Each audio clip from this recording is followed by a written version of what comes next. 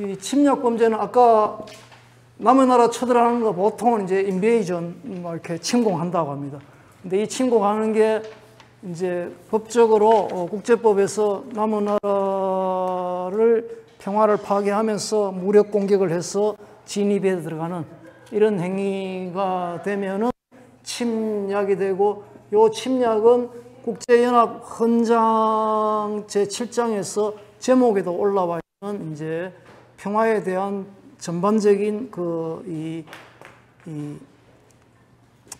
억제에 해당되는 한 주요한 유형이 되어 있고요. 국제연합 현장에는 그렇고, 그 다음에 ICC의 헌장이라 할 수 있는 이제 로마 규정,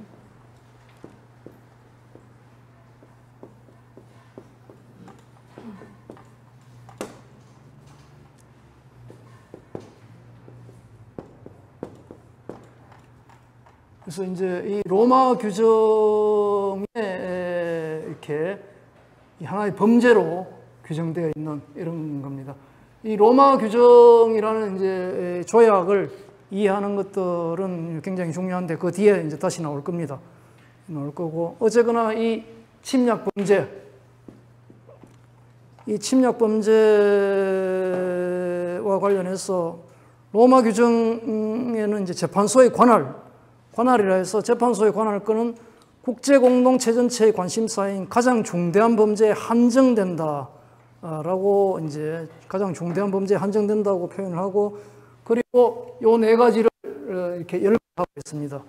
요 네 가지를 열거하고, 그런데 로마 규정에 보면은 침략 범죄에 대해서는 나중에 다시 정의를 하도록, 그러니까 이제 앞에 요 세 가지는 답이 분명한 그런 것이어서 딱딱 정리가 되어 있는데, 요거에 대해서는 좀 뒤로 남겨서 정의 규정을 안 두고 있습니다. 로마 규정에서. 그러다가 나중에 이제 이런 과정을 거쳐서 조약에 보통 이런 집단적 조약을 보면은 검토회의 또는 재검토회의 뭐 이런 표현이 있거든요.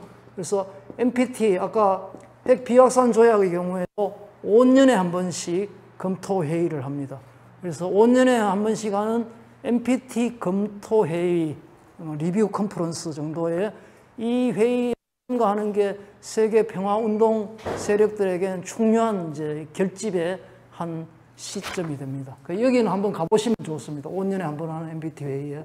근데 아마 코로나 때문에 원래 이제 20년에 5년, 그 다음에 0년 이렇게마다 이제 한 번씩 해야 되는데 20년에 코로나 때문에 안 한 것 같아요.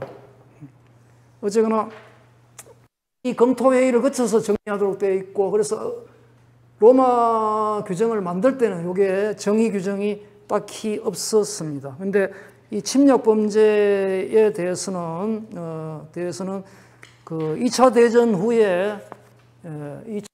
대전 후에 독일 전범들을 처벌하는 국제 형사재판, 국제 군사재판소죠.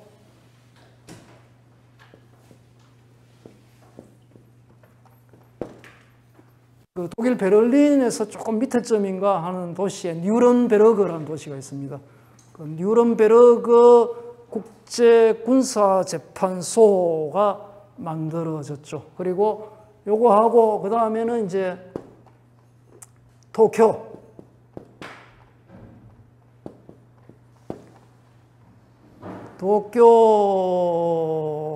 이제 만들어져서 뭐 중요한 이렇게 인물들을 사형에 처하고 무기징역을 하기도 합니다. 이 뉴른베르그 군사재판에서 중요한 어떤 전쟁 범죄의 흐름들, 이런 것들에 골격을 잡습니다. 골격을 잡는데,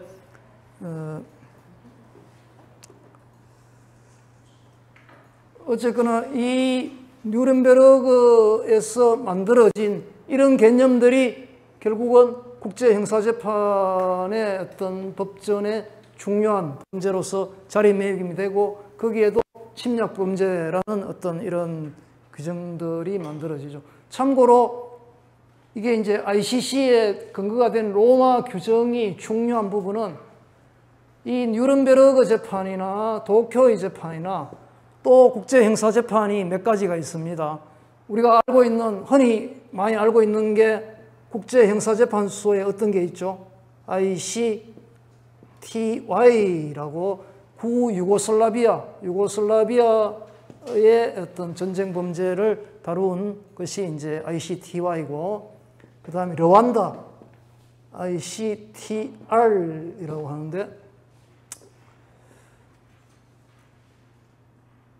그 ICTR은 르완다 국제형사재판소입니다.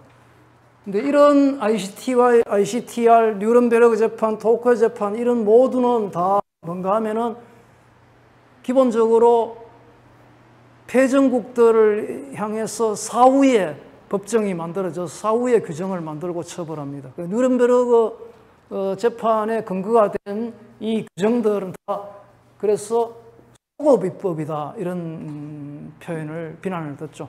그래서 법을 하는 사람 입장에서는 가장 중요한 게 죄형 법정주의를 합니다.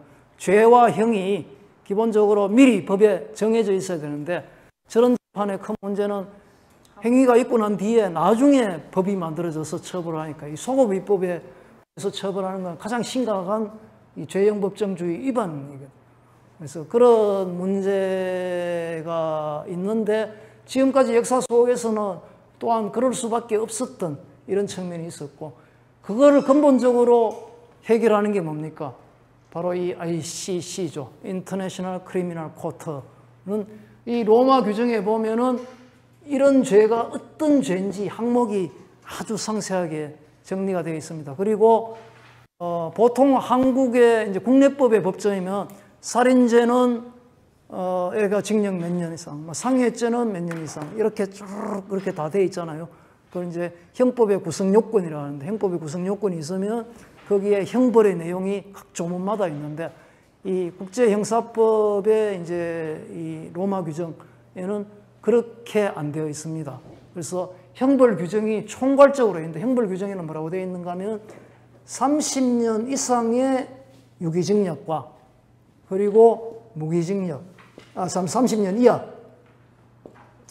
30년 이하의 유기징역과 무기징역, 요 두 가지를 워낙 복잡하고 다양하니까 그걸 일일이 뭐 이렇게 한 명 한 명에게 이제 할 일이 아니라 총괄적으로 집단적인 모습과 그 다음에 개개인의 행위 이런 걸 포괄해가지고 징역 뭐 30년 이하 중에서 선택하거나 아니면 무기징역. 근데 재미있는 것은 여기에 사형이 없습니다. 근데 여기에서는 뭡니까? 사형 선고돼서 꽤 많은 사람들이 교수형을 당했고 총살형도 당하고 이러거든요. 근데 ICC 규정, 로마 규정에 사형이 없었던 것, 그거는 아마 제가 명확하게 확인을 안 했는데 국제적인 어떤 인권운동의 흐름, 이제 사형 폐지 운동의 흐름을 일정 정도 반영한 것이 아닌가 이렇게 싶습니다. 뉴른베르크 법원이 침략 범죄에 대해서 판결을 하면서 이런 이제 이야기를 합니다. 피고인이 침략 전쟁을 계획하고 실행했다는 기소장의 고소가 가장 중요하다. 전쟁은 본질적으로 악이다. 그 결과는 교정국에 한정되지 않고 전 세계에 영향을 미친다. 그런 까닭에 침략 전쟁을 개시하는 것은 전쟁 범죄와 구별되는 최고의 국제 범죄이다. 전쟁 범죄와 구별되는 최고의 국제 범죄이다. 여기 전쟁 범죄가 들어있지만 이것은 이제 개개인의 행위입니다. 전쟁 중에 민간인을 살해하거나 포로를 뭐 상해를 입히거나 민간 병원을 공격하거나 뭐 등등 이런 건데, 그게 아니라 다른 나라를 침공해서 실제로 전쟁을 일으키는 행위, 이것은 이제 비교할 수 없는 더 큰 악이다. 이런 개념을 뉴른베르크 재판에서 이야기를 하고 있죠.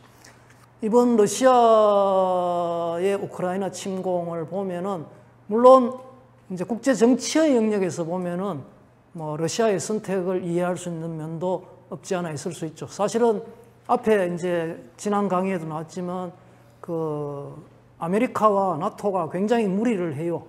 나토의 동진 정책이라는 건 사실은 좀 상식이 있는 그런 그 합리적인 개인들의 관계에서 생각하면 좀 생각할 수 없는 정도의 아주 폭력적인 행위거든요. 왜냐? 옛날에 이제 바르샤바 조약기구라는 이제 동구 사회주의 국가들의 정치적인 군사 동맹이 있었고, 그 나토라고 이제 북대서양 조약기구가 이제 미국을 중심으로 자본주의 서부 유럽에 이제 이게 있었단 말입니다. 그게 치열하게 대립을 하고 있었는데 동서냉전이 무너지고 동구 사회주의 국가가 많이 해체가 되면서, 그렇다고 러시아가 자본주의로 많이 전환이 됐지만 러시아가 미국 주도의 이 세계 질서에 그냥 하위 단위로 영국이나 일본처럼 러시아가 그 미국의 어떤 헤게모니 하에 하위 단위로 동맹처럼 들어온 게 아니란 말입니다. 러시아는 여전히 자기 독립적으로 존재하고 미국과는 이렇게 군사적 긴장까지도 존재하고 있는, 자기 입장에서는 미국을 어떤 하나의 잠정적인 적으로, 왜냐하면 미국 스스로가 또 러시아를 그렇게 잠정적인 적으로 보고 있기 때문에 이제 그런 상황인데, 그 과거에 자기들이 동지였던 그 바르샤바 조약기구에 뭐 폴란드니 헝가리니 체코니 이런 나라들을 전부 끌어들여가 나토에 가입시키고, 거꾸로 적을 끌어들여서 우리 편을 만들어가 그 적을 고립시키는.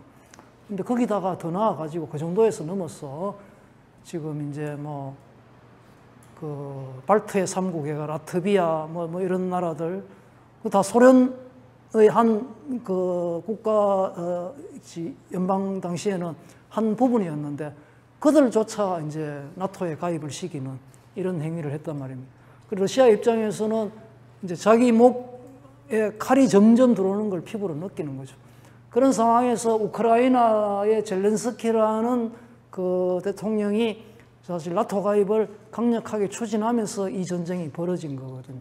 앞에 이제 강의에서 나왔던 그런 내용들인데, 그런 측면에서 보면은 푸틴과 러시아의 어떤 결정, 약간 제한적인 전쟁으로 크림반도를 합병하고 또 이번에도 좀 쳐들어가서 하고, 아마 이제 이 푸틴의 입장에서는 조기에 좀 점령하고 적정하게 압박을 가한 다음에 휴전협정하고 이래가지고 자기는 철수하고 뭐 친러시아 정권을 세우거나 뭐 이렇게 이제 변화를 주려고 하는 거겠죠. 우크라이나를 점령해서 뭐 식민지로 만들거나 러시아에 그냥 강제 편입하거나 이제 이럴 생각이 있는 건 기본적으로는 아니었단 말입니다. 그러니까 정치적으로 러시아의 입장을 이해할 수 있는 부분이 있어요. 그렇지만 무력을 가지고 타국을 치고 들어간 것은 침략에 해당이 되는 것이고, 그래서 세계평화운동 입장에서는 그 침략에 대해서는 국제형사재판으로 대응해야 된다, 이 이야기를 하지 않을 수가 없는 것이다, 이렇게 보겠습니다. 어쨌거나 침략범죄. 그래서 중요한 것은 남의 나라를 무력으로 침공에 들어가서는 반드시 침략의 범죄로 처벌받아야 된다. 이거를 좀 이렇게 확실한 어떤 이렇게 흐름으로 만들어내는 게 평화운동의 중요한 과제죠. 근데 그게 이제 완전히 깨지고 있었던 게 옛날부터 실현이 안 됐죠. 왜냐하면 정치와 법은 늘 긴장 관계이긴 하지만 어느 게 주입니까? 주와 종을 이야기한다면 이게 주죠. 법이 주가 될 수가 없는 거죠.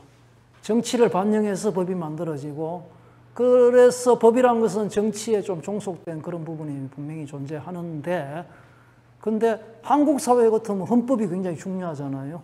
헌법이 중요하고 그 헌법에 따라서 만들어진 형법이나 이런 걸 처벌하는 것도 굉장히 중요하기 때문에 법이 실질적으로 삶을 굉장히 중요하게 이렇게 관철시키고 규율하는 이런 흐름이 되어 있는 반면에 국제정치 내지 외교 이 영역에서는 법과 정치의 관계가 그러하지 아니하다. 그러니까 이게 압도적으로 국내 정치에서도 결국은 정치가 법을 규율하는 주된 요인은 맞지만 일단 법이 만들어져 있으면 정치라 하더라도 그 법을 마음대로 무시하지 못하죠. 일정 정도 법에 또 이렇게 규율되고 종속돼야 된단 말입니다. 우리나라 국회의원들이 법을 무시하고 싶지만 국회에서 만들어진 법을 함부로 치고 나가지는 못하는 거예요. 그런데 이 국제정치의 영역에서는 이것이 정치가 법에 대해서 가지는 힘이 압도적으로 우월한 그런 상황입니다. 미국이 베트남을 침공해 들어가고 베트남에서 엄청나게 많은 살육을 해서 수백만 명을 죽이는 그런 사태였지만 아무런 처벌을 받는 거예요. 그냥 정치적으로 패퇴하고 후퇴한 게 다였죠. 이제 그런 흐름이었고, 또 그런 흐름을 더욱 강화한 게 이제 20세기 초반에 아프가니스탄 전쟁과 이라크 전쟁이죠. 아프가니스탄 전쟁과 이라크 전쟁의 큰 문제는 뭔가 하면은 세계의 어떤 이렇게 합리적인 민주주의 국가들에 있어서 그 말도 안 되는 그 침공행위, 침략행위를 그냥 합법적인 것으로 받아들이고 나가게 되었다는 것. 이게 인류 역사에서는 굉장히 좀 치명적으로 좋지 않은 그런 흐름이었습니다. 합법적이고 받아들였다는 건 어떤 측면인가 하면 나중에 이라크 전쟁이 이렇게 정리가 되고 미국이 이라크를 점령해서 오랜 기간 동안 실질적으로 이제 간접 통치를 하잖아요. 그 통치를 하는 과정에서 유엔이 또 역할을 해요. 유엔이 일정 정도 어떤 결의를 하고 그 결의에 따라서 이 이라크에서 원조도 하고 이런 과정들, 이런 것들은 이제 아까 말한 법과 정치, 특히 이제 국제 정치에 있어서 심각한 이런 문제인데, 어쨌거나 그 평화운동을 하는 흐름에서는 국제 정치에서 정치와 법과의 관계 이렇게 되어 있지만, 그래도 이 법이라는 것을 놓아서는 안 되고 잘못된 놈은 처벌할 수 있는 힘이 있어야 된다. 그래서 이게 국제형사재판소가 굉장히 중요하고 로마 규정이라는 게 굉장히 중요한 문서이다. 이제 이렇게 볼 수 있는 거죠. 어쨌거나 침략의 죄는 그러하고, 그래서 이번에 예를 들어서 푸틴이 내부에서 반란이 일어나거나 아니면 민중의 혁명 내지는 봉기가 일어나서 실각을 하고 저놈을 그냥 쫓아보내는 정도 되면은 국제형사재판소에 붙들려 가겠죠. 붙들려 가는데 현실은 전혀 그러하지 아니하다는 거죠. 자, 그 다음에 이제 이렇게 집단 살해죄가 나와 있습니다. 제노사이드.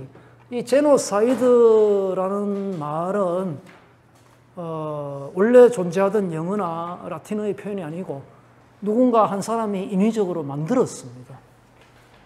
그 만든 사람 이름이 제가 기억나지 않는데, 그분 스스로가 이제 유태계 사람이고, 그리고 홀로코스트, 나치의 유태인 학살, 이 부분을 이렇게 간접적으로 경험하면서 했던 그 사람이 이제 이런 그 집단 살해를 깊게 공부하고 연구를 하면서 그걸 총괄적으로 만들어내는 개념으로 제노사이드라는 말을 이제 만들어내죠. 사이드라는 건 죽는다는 뜻이죠. 죽인다는 뜻이죠. 그래서 보편적으로 죽인다 이런 정도의 의미로 이해. 홀로코스트라는 말도 이제 사실은 고유명사로서 만들어진 말이죠. 유태인 학살.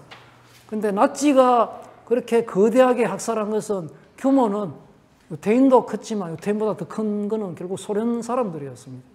대략 소련 사람들은 한 2천만 내지 3천만 정도가 죽은 걸로 나오고, 물론 군인이 많았지만 그것도 민간인도 적지는 않았을 겁니다.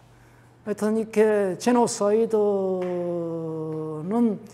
기본적으로 그 뿌리는 이제 홀로코스트, 2차 대전의 유태인 학살, 이것을 연구하는 사람이 제노사이드라는 말을 만들어내었고, 그래가지고 지금 이번 전쟁에서도 바이든 미국 대통령하고 몇몇 사람들이 민간인 살해를 이야기하면서 제노사이드라고 이야기를 하고 있습니다. 그러나 서방 국가라도 보편적으로 프랑스나 독일 이런 데서 제노사이드라고까지는 이야기를 하지 않고 있습니다. 그럼 제노사이드가 뭐냐? 이 교재 자료에 보면 두 번째 문단에 나오는 로마 규정 제6조에 나타나 있는데, 집단살해죄라 하는 것은 국민적, 민족적, 인종적 또는 종교적 집단의 전부 또는 일부를 그 자체로서 파괴할 의도를 가지고 범하여진 살해 등 중대한 범죄 유형을 포괄하는 형법 구성 요건이다. 그래서 이렇게 하나의 국가 전체 사람을 절멸시키려는 그런 행동이 될 수도 있고, 아니면 그 중에 특별히 인종적인 부분들을 깨어서 지역적으로 이렇게 하는 것을, 예를 들어서 그러면 광주에서의 학살은 어떤가?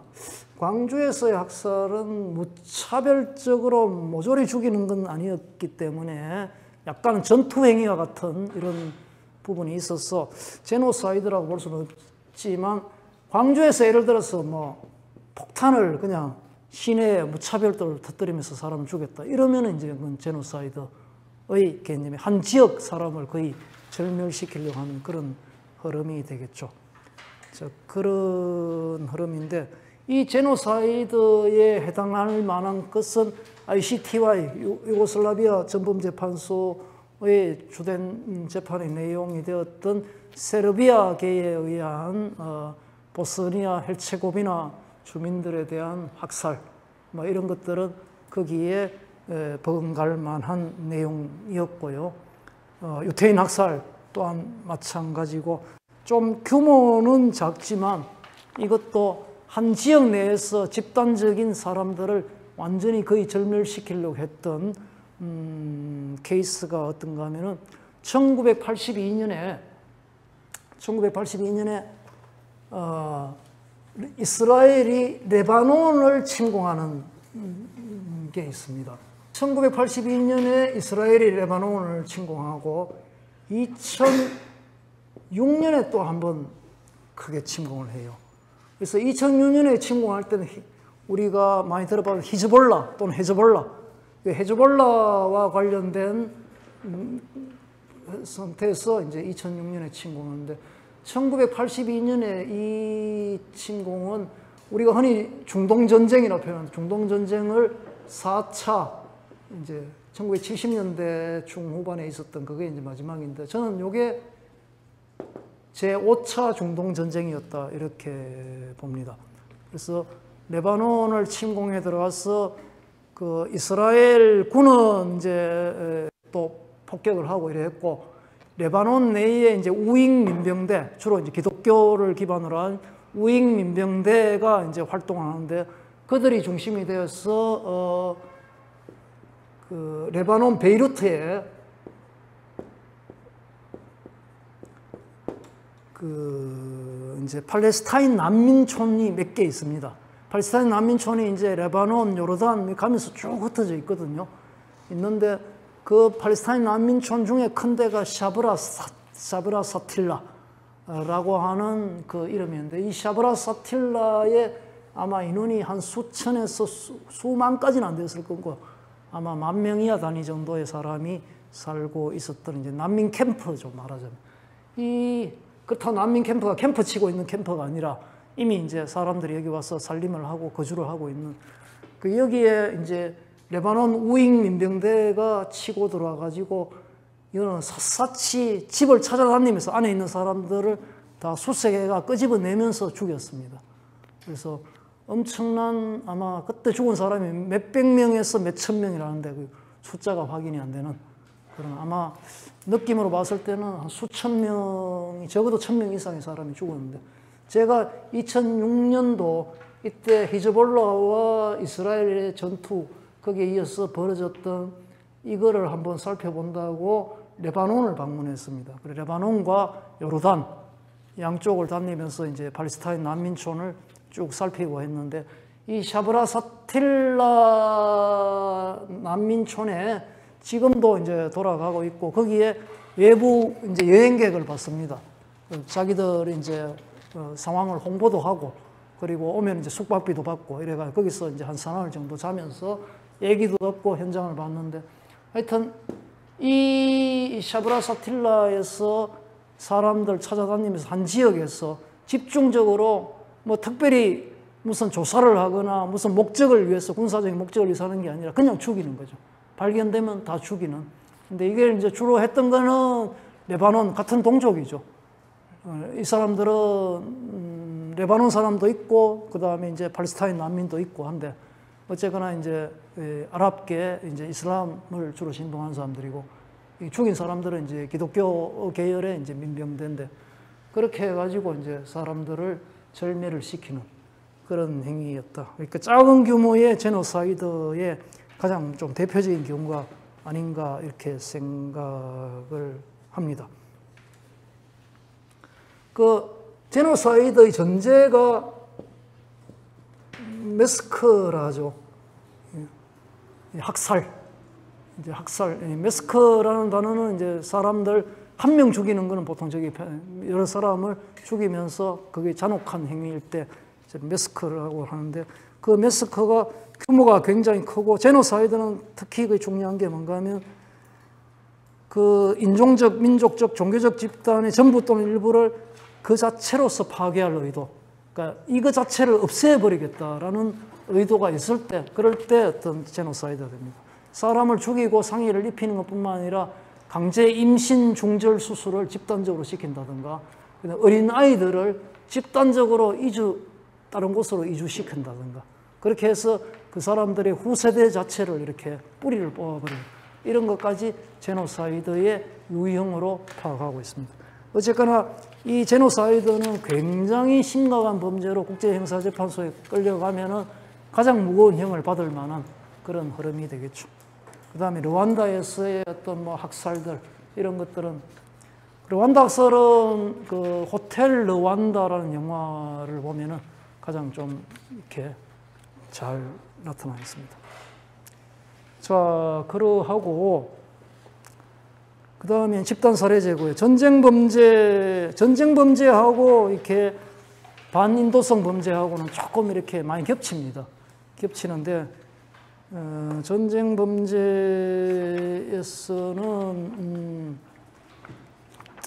이거 중요합니다. 뉴른베르크 재판에서 하나 좀 확립되었던 게, 국가 원수라 해가지고 이런 어떤 전쟁 범죄에서 면책되는 것이 아니다라는 게 뉴른베르크 재판에서 나왔고, 또 하나는 상사의 명령을 따라서 한 행위라 해서 면책되는 것이 아니다.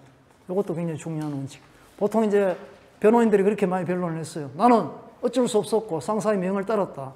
근데 상사의 명을 따랐지만 그런 인류의 가장 기본적인 도덕 원칙, 사람을 죽이라는 명령을 따르면 안 된다. 이런 것들을 확인한 게 뉴른베르크 재판이고 굉장히 중요한 부분이죠. 그리고 1968년에는 전쟁 범죄와 반인도 범죄에 대한 시효 부적용에 관한 협약이 만들어집니다. 1968년. 그 이야기는 뭔가 하면 공소시효 15년, 20년 이런 걸 없애야겠다는 이야기죠.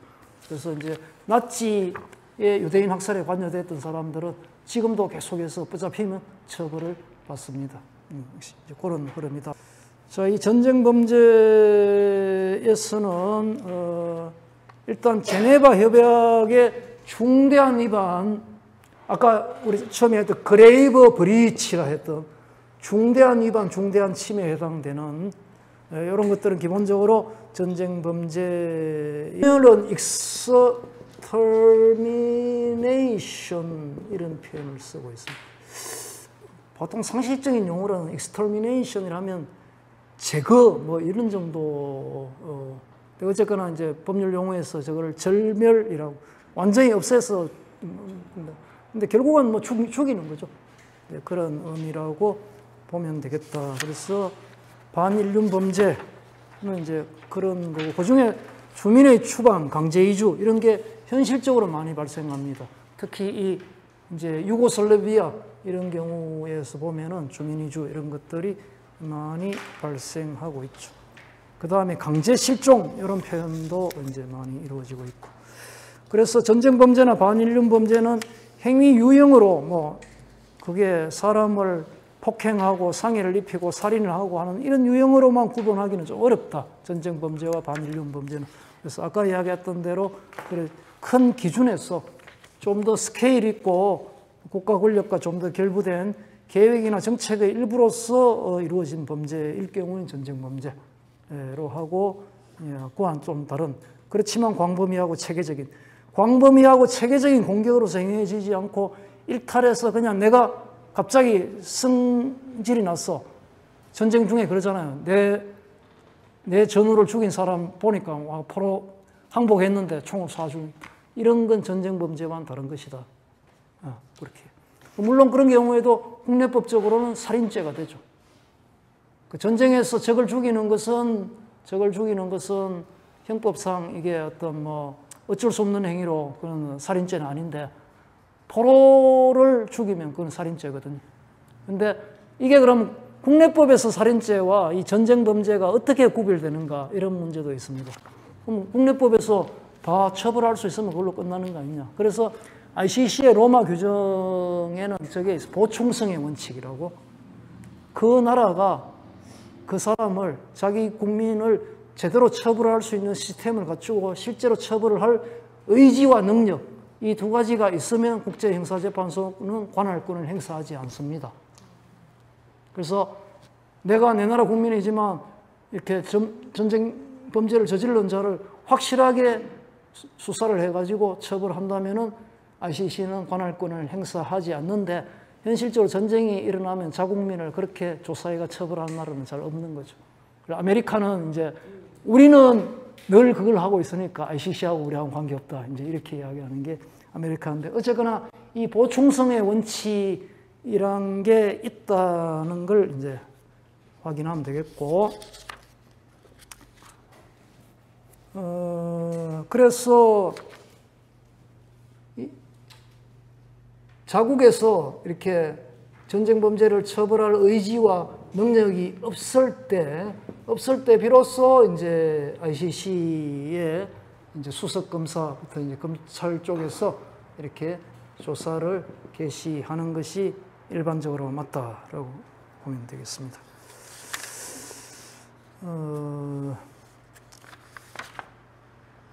그 다음에 우크라이나 전쟁에서 그러면 전쟁 범죄와 반인륜 범죄 어떤 게 있느냐, 아까 좀 이야기를 했습니다. 그래서 뭐 민간인 살해, 포로 학대, 금지된 무기로서 이제 집속타이나 대인질의 사용 등등이 쭉 있죠. 그런 것들을 뭐 한번 살펴보는 정도로 하시면 되겠고, 그 다음에 이제 마지막 점 됩니다. 국제형사재판소, 요 이야기를 좀 해야 될 것 같고요.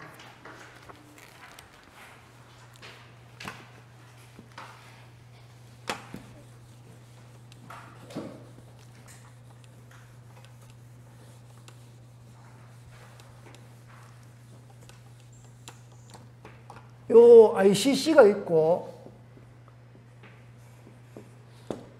ICJ라는 게 있습니다. 다 헤이그에 있습니다.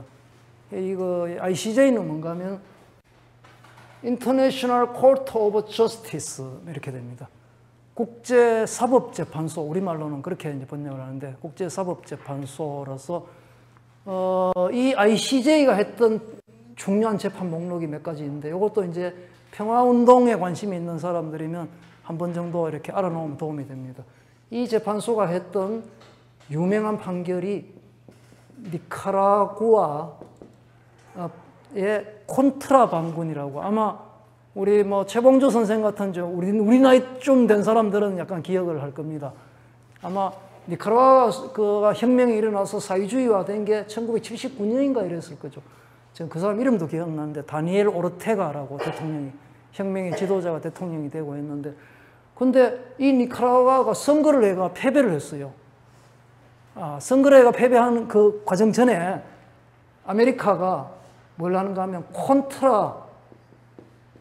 콘트라 이제 반군, 이렇게 니카라구아에 이제 이 반군 그룹이 있는데, 그 반군 그룹을 이제 돈을 가지고 계속 지원을 합니다. 저 나라 입장에서 보면 상당한 정도의 예산을 엄청나게 지원을 하고 반군을 키우고, 그 반군으로 하여금 이제 반란 행위를 계속해서 하도록. 근데 이게 이제 나중에 미국 의회에서 문제가 되고요. 그래서 콘트라 반군 스캔들이라고 이렇게 이제 미국 정치인 중에서 유력자들이 많이混乱을 겪고 했는데, 그래서 이 콘트라 반군 실제로 이제 이래가지고 이들이 이제 폭동과 테러, 뭐 이쪽 일으키는 입장에서 보면 우리는 혁명군이라 이야기하는 거고, 막는 입장에서 보면 이제 이놈들이 테러리스트죠. 근데 엄청난 이제 그 뭐 이렇게 폭력 행위를 하고 했는데, 이걸 가지고 니카라구아의 다니엘 오르테가 대통령 집행부에서 ICJ에 제소를 했어요. 그래 미국 놈들이 이렇게 콘트라 반군을 사주를 해가지고 돈을 지원하고 이래가 우리 국내에 엄청난 혼란을 일으켰다. 이렇게 해가 이제 이게 미국은 이제 이게 재판이 안 되도록 밑에서 그냥 깔아앉도록 이렇게 조치를 했는데, 그게 안 되고 실제로 재판이 되고 본격적으로 붙고 싸움을 했는데 미국이 졌어요. 근데 니카라구아가, 그러니까 그 이야기는 뭔가 하면 핵심적인 요지는 아메리카가 콘트라 반군에게 재정 지원을 해서 폭력적인 행위로 하여금 나아가는데 지원을 한 것은 곧 니카라과에 대한 침략이나 마찬가지다. 이런 결론을 내린 겁니다. 다만 이 결론을 내리긴 했는데 이게 실질적으로 금전적인 배상까지 갔는지는 저도 잘 모르겠습니다. 근데 이때 니카라과를 대리했던 사람이 국제법을 하는 이제 사람들은 이안 브라운리라고 하는 영국의 법률가인데 이제 국제법 학자로서 유명한 대가예요. 그 사람이 이제 니카라과를 대리해서 했는데 이게 이제 ICJ 판결의 아주 큰 흐름이었고, 또 하나는 어떤 게 이스라엘이 이제 팔레스타인을 병합해 들어가고 이제 폭력적으로 억압을 하면서 이제 분리 장벽이라는, 좀 들어보셨죠? 세퍼레이션 월이라는 이제 콘크리트로 뭐 한 9m 높이까지 올라간답니다. 제일 높은 데는. 그 분리 장벽과 철조망을 설치하고 하는, 그 분리 장벽을 설치하는 것을 가지고 이제 팔레스타인 자치정부에서 문제 제기를 해가 이게 또 이스라엘을 피고로 해서 ICJ에 올라갑니다. 이것도 ICJ가 팔레스타인 사람 손을 들어줬습니다. 이 장벽의 설치는 국제인도법 위반이다. 온갖 여기 나오는 다양한 것들, 이런 것들을 가지고 그렇게 정리를 한 판결이. 이렇게 중요한 판결들을 많이 했습니다. ICJ가. 근데 이게 국제사법재판소이고, 일본 애들이 이제 독도 문제를 이 ICJ에 가서 재판하자고 이제 자꾸 그러고 있죠. 우리는 이제 하지 않는. 어쨌거나 이 ICJ는 이렇게 정치적이고 행정적이고 민사적인 내용을 다루는 것인데, 이거는 뭔가 하면 국가와 국가, 나라와 나라 사이가 소송의 주체가 되는 그런 행동입니다. 근데 우리 ICC는, 인터내셔널 크리미널 코트는 한 개개인을 체포로 해가지고 형사처벌을 하기 위한 그런 일반적인 국내의 형사법정하고 크게 다르지 않는 기본적인 형사법정이다. 이렇게 이해를 하시면 되겠습니다. 자, 국제형사재판소의 관할 건감이고요. 이거 이제 마지막인데 제가 마지막 단계에서 이걸 집어넣었습니다. 어떻게 보면은 다른 어떤 것보다 더 중요할 수 있는 내용이다, 이런 생각이 드는데, 그 로마 규정은 이렇게 평화운동에 관심 있는 사람이면 한 번쯤 읽어보는 게 좋습니다. 근데 양이 엄청 많아요. 법전 자체가 책 한 권쯤 될 정도로 엄청 두꺼워서.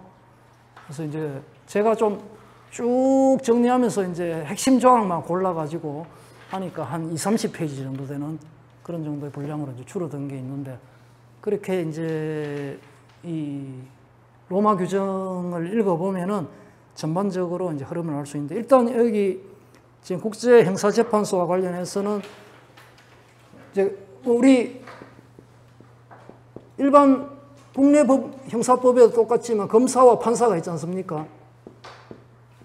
재판부가 있고, 재판부에는 재판장이 있고 이제 판사들이 있고, 검사는 이제 검사장이 있고 그 밑에 검사들이 있는데,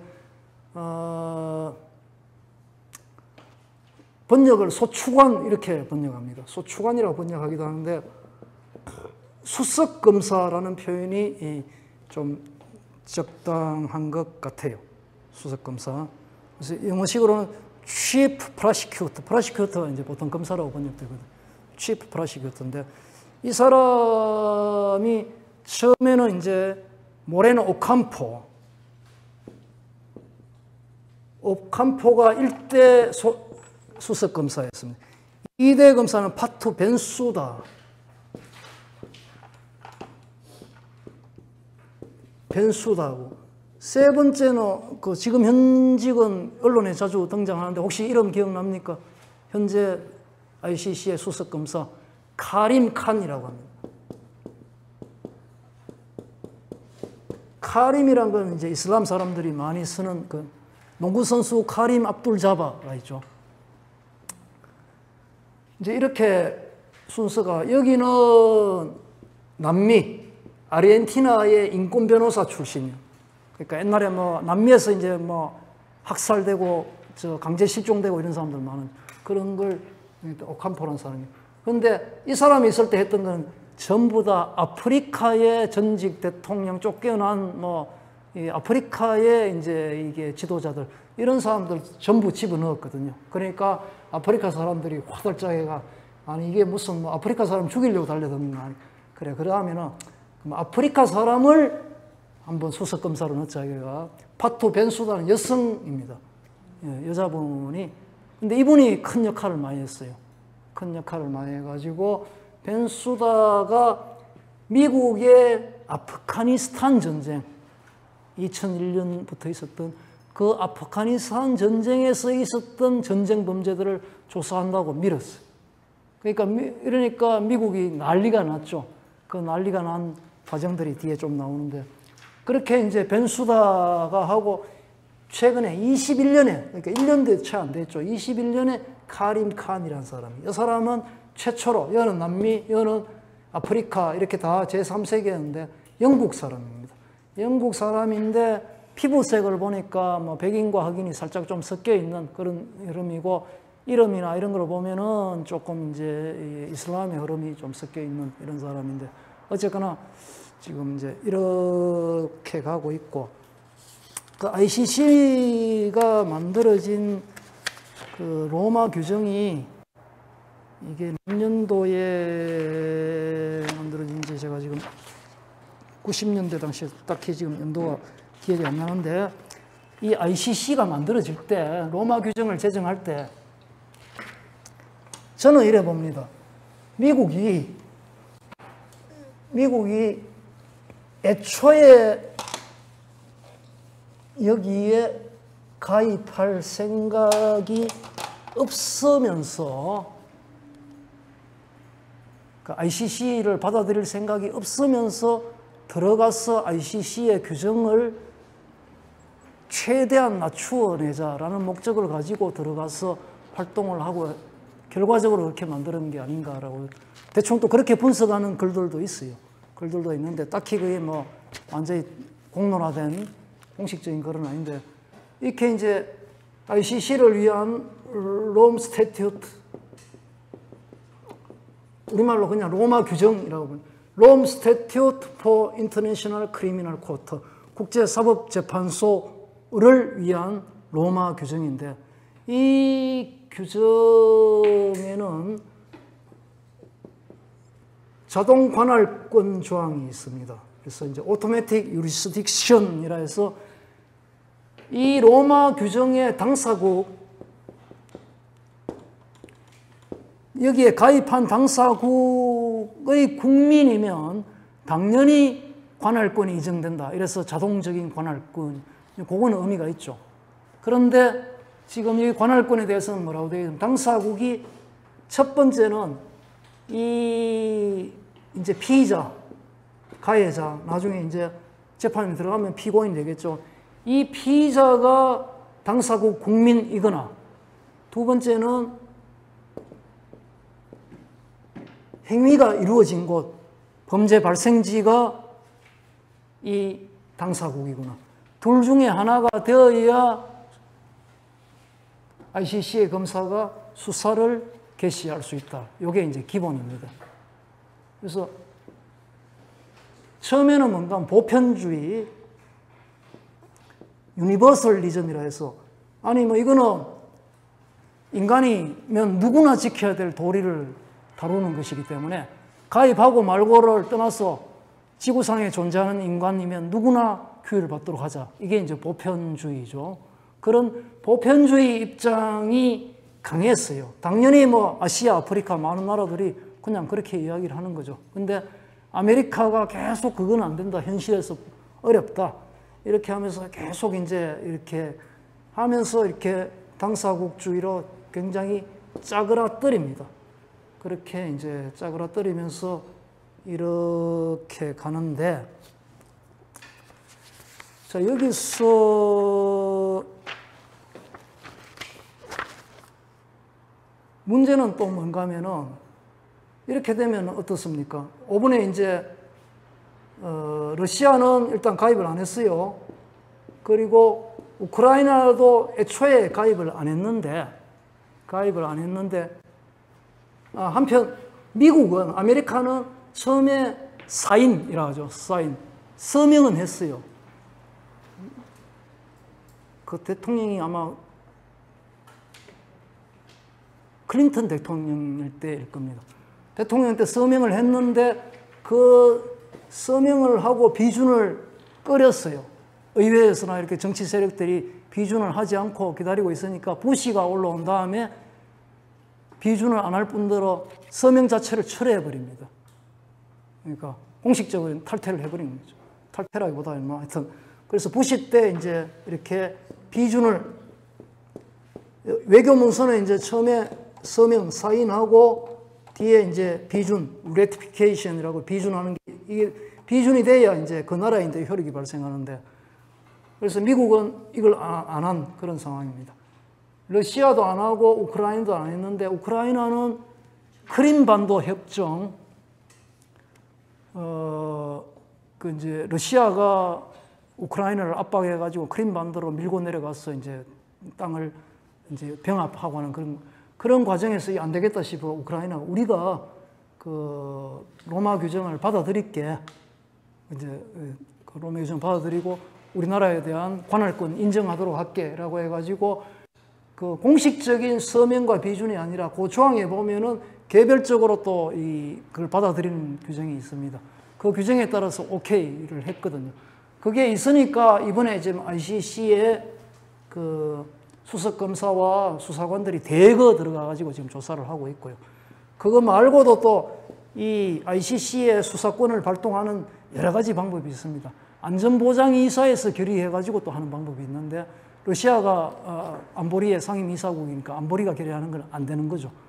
안 되는 게 있고 또 여러 나라가 지금 뭐 몇 개 나라가 발의해서 이루어지는 그런 것도 있습니다. 어쨌거나 지금 우크라이나에서의 이 행위는 현실적으로 뭐 처벌을 실행할 수 있을지는 모르지만 수사가 이루어지고 있다.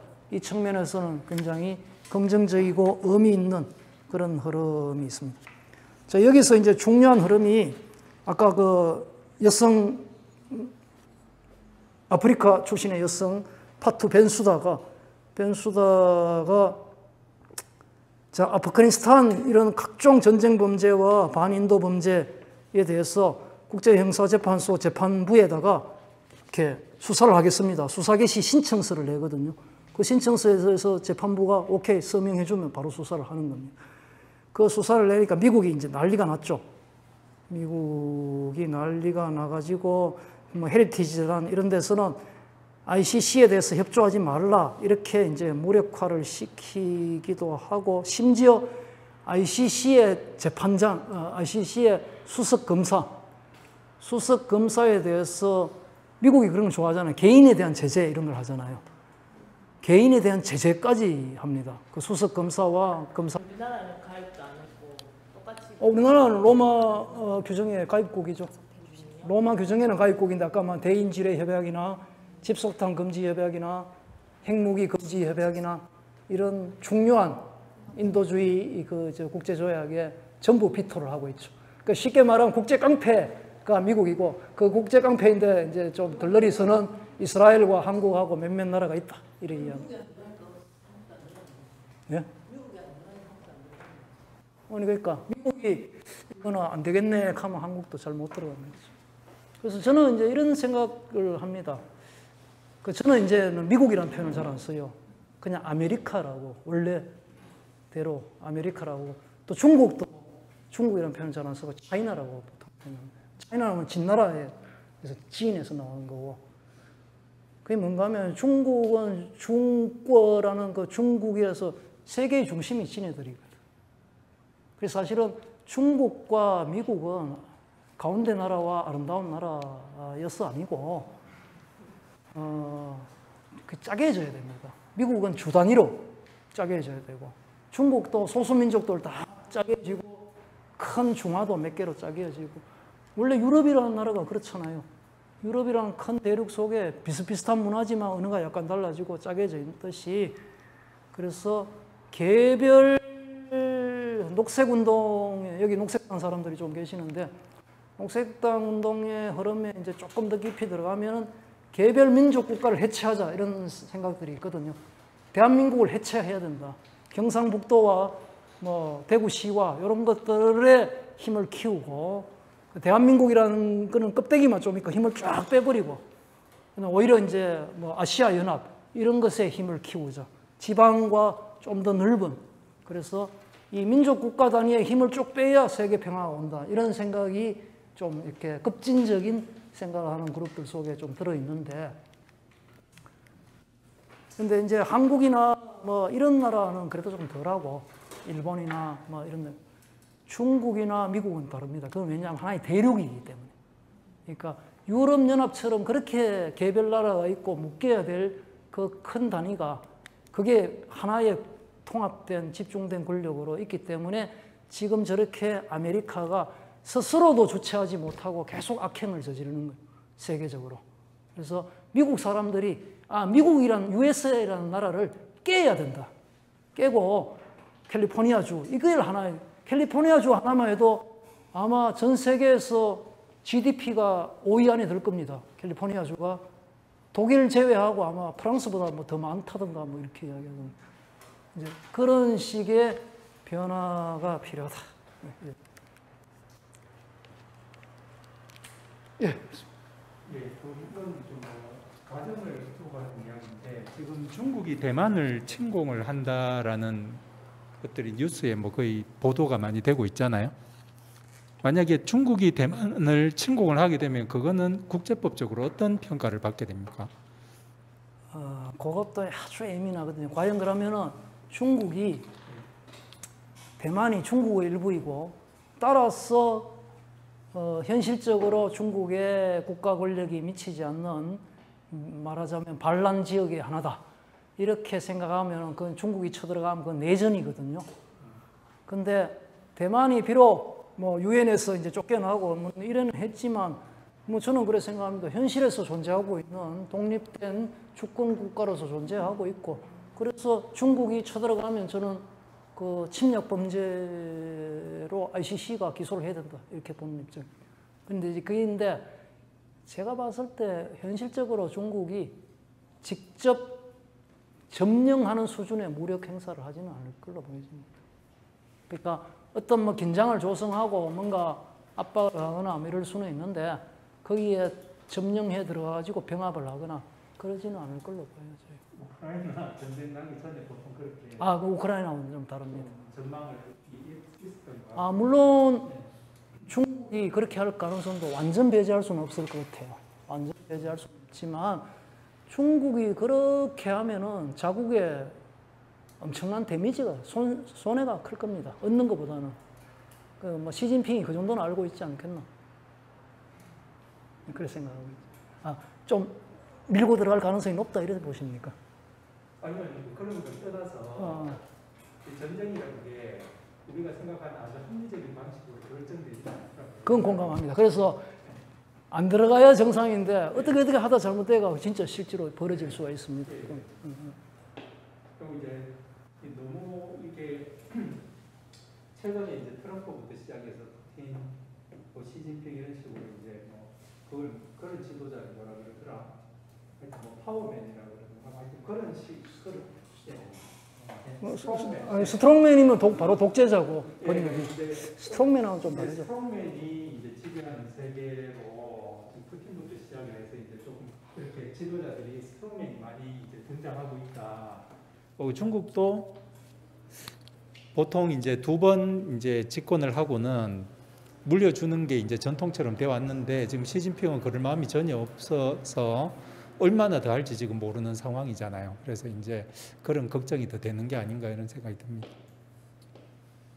그래서 이제 평화주의적인 입장으로 봤을 때 지금 이 스트롱맨들이 곳곳에 세계 곳곳에서 출연해서 이 세계 평화를 좀 많이 평화에 역행하고 있지 않는가 그런 생각이 드는데 거기에 이제 시진핑도 한복하려고 하지 않을까 걱정이 좀 듭니다.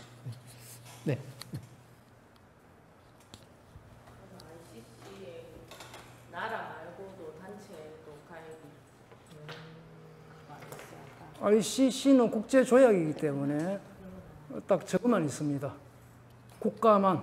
그래서 그 재밌는 게 ICC가 이제 당연히 기본 자격이 이 조약 가입 자격이 국가만 있는데 팔레스타인이 로마 규정을 승인을 하고 우리도 비준하겠다 하고 관할권도 인정하겠다 이렇게 됐어요. 그러니까 이스라엘이 팔레스타인 나라가 아닌데 왜 로마 조약에 들어올 수 있느냐 이랬는데 현실적으로 아마 지금 팔레스타인이 받아들여지는 분위기인 것 같아요. 예외적으로. 우리나라도 검색해보면 들어가는 나라 ICC. 우리나라는 ICC에다 가입되어 있다니까요. 아까 로마 규정에.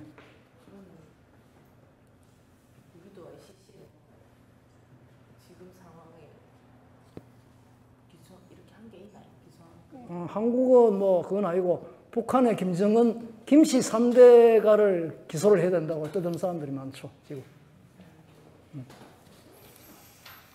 예를 들어서 지금 우리 국내인이 우크라이나에 들어가서 전쟁 범죄를 저지르고 사실 그때는 몰랐는데 나중에 와서 이제 한국에 국내 기국회가 있다.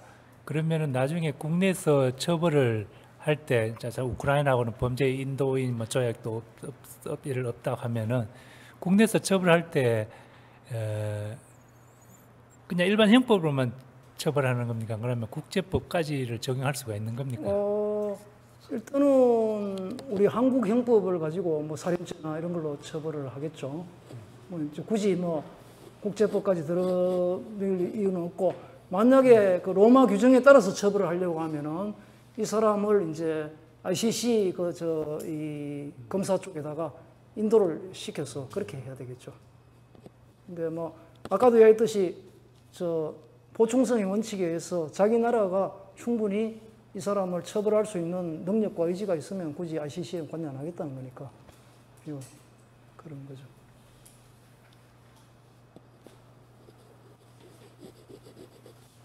자, 참 우리 이사장님께서 오늘 마지막 날인데 살짝 말씀보다 디프리를 좀 했으면 싶다고. 시간이 너무 지났나? 한번 봅시다. 오늘로서 평화인권 기획관 세 차례에 걸쳐 하셨습니다. 이 기획 강연은 국가인권위원회 대구사무소하고 대구참여연대 전문직 단체협의회, 그다음에 민변 대구지부, 그다음에 생명평화아시아 여기서 이제 공동으로 주최한 거거든요. 앞으로 또 다음에도 또 이 좋은 그런 프로그램이 있기를 또 기대합니다. 이제 평화를 위해서 이제 두고 우리가 강연을 했는데 사실 그 평화학의 혹은 평화주의의 흐름을 보면 이 갈등을 없애자는 아니거든요. 갈등은 없어질 수가 없죠. 우리 뭐 개인 간의 갈등도 그렇고 나라와 나라 간의 갈등이 있을 수밖에 없는데 다만 이 갈등을 전쟁 혹은 폭력이 아닌 평화적 수단을 통해서 평화적 방법으로 해결하는 것, 이것이 사실은 그 평화주의가 추구하는 목표가 아닌가 이렇게 생각합니다. 이럴 때 우리가 이제 시민사회의 또 힘이 함께 모아져서 지금 국제사회 또 혹은 우리 또 한반도에 있어서 평화가 이렇게 정착될 수 있도록 함께 노력했으면 좋겠습니다. 오늘 강연해 주신 우리 승상희 변호사한테 일단 박수도 한번 드리고 또 오늘 이렇게 늦게까지 경청해 주신 모두를 위해서 박수를 치면서 끝내겠습니다. 감사합니다.